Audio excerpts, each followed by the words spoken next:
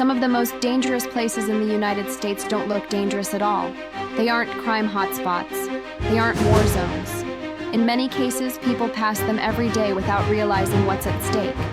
These are quiet risks, with big consequences. This is worth knowing. Number 5, the La Brea tar pits. At first glance, the La Brea tar pits look like a quiet park in the middle of Los Angeles. But beneath the surface, the ground is far less stable than it appears. The pits are formed by natural asphalt seeping up from underground oil deposits. What looks like solid ground can soften without warning, especially during hot weather. Over the last century, animals, including dogs, have repeatedly wandered off paved paths and become trapped. In several documented cases, owners attempting to rescue their pets were injured themselves. The danger isn't just the tar. The area also releases methane and hydrogen sulfide gas, which can collect in low pockets near the surface. At high concentrations, hydrogen sulfide can cause dizziness, loss of consciousness, and in extreme cases, death. Today, the park is carefully monitored and clearly marked. Most visitors are completely safe. But the La Brea tar pits are a reminder that some hazards don't announce themselves loudly. They sit quietly beneath places we assume are familiar and harmless.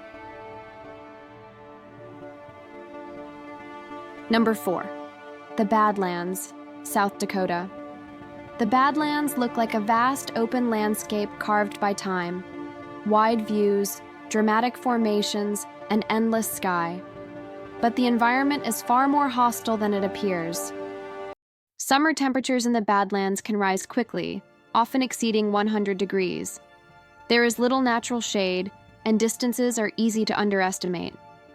Over the years, visitors have repeatedly been rescued or found deceased after leaving marked trails with insufficient water. In several documented cases, hikers became disoriented in the heat and collapsed before help could reach them. The danger isn't limited to heat. Sudden thunderstorms can trigger flash floods that race through narrow ravines and dry channels. What appears to be solid ground can become impassable in minutes. The landscape offers little margin for error. The Badlands are a reminder that open spaces can be just as dangerous as confined ones, especially when their scale makes risk feel distant and manageable. Number 3, Bikini Atoll, Marshall Islands. Bikini Atoll looks almost impossibly peaceful. Clear water, palm trees, an intact coral lagoon. But appearances here are deeply misleading. Between 1946 and 1958, the United States conducted 23 nuclear weapons tests at Bikini Atoll. Several of them were far more powerful than anticipated, vaporizing islands and contaminating land, water, and food sources. The local population was relocated temporarily. They were never able to return safely. Even decades later, radioactive isotopes, particularly cesium, remain in the soil and food chain.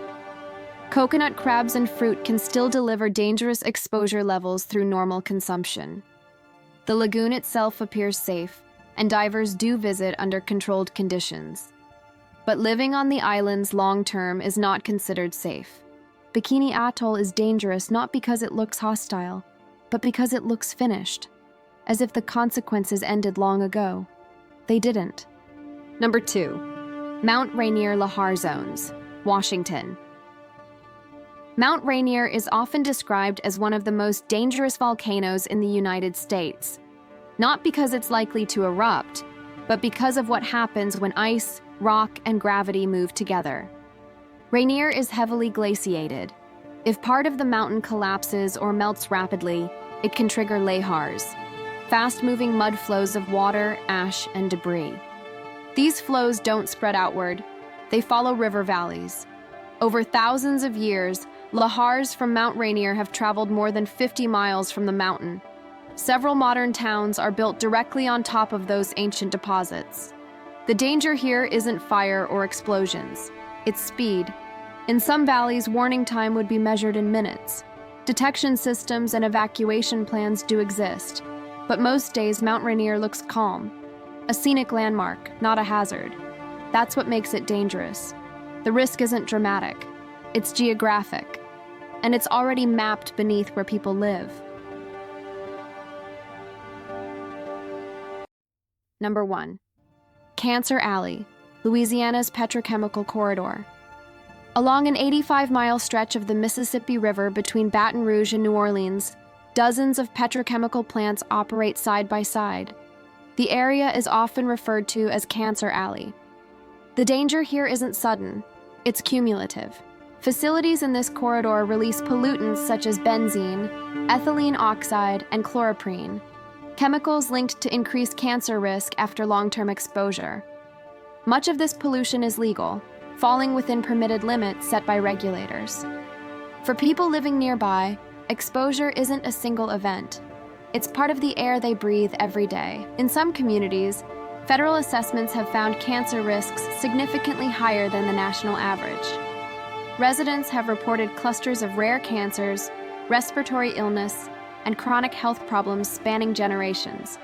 The plants are monitored, the emissions are measured, and yet the risk remains because it accumulates slowly, invisibly, and over time.